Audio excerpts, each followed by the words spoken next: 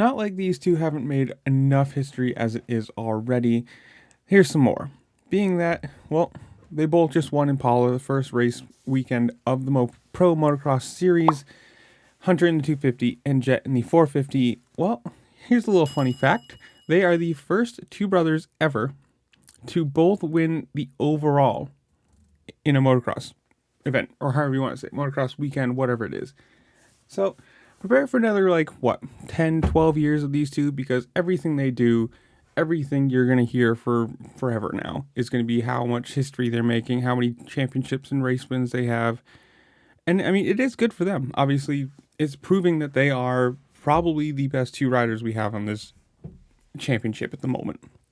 Hunter could probably go into the 450, especially now with the 450 class as, let's say, thin. Let's be nice about it, as thin as it is, and he could win some races up there too.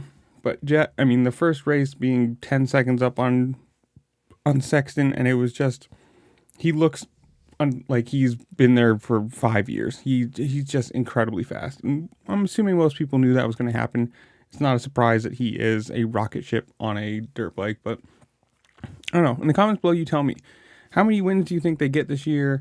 Do they both win championships?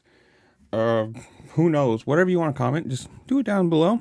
And as you're down there, like, share, subscribe, do all the fun things this platform allows you to do, because it does really help me out, and I appreciate it. And with that, I'll see y'all later. Peace.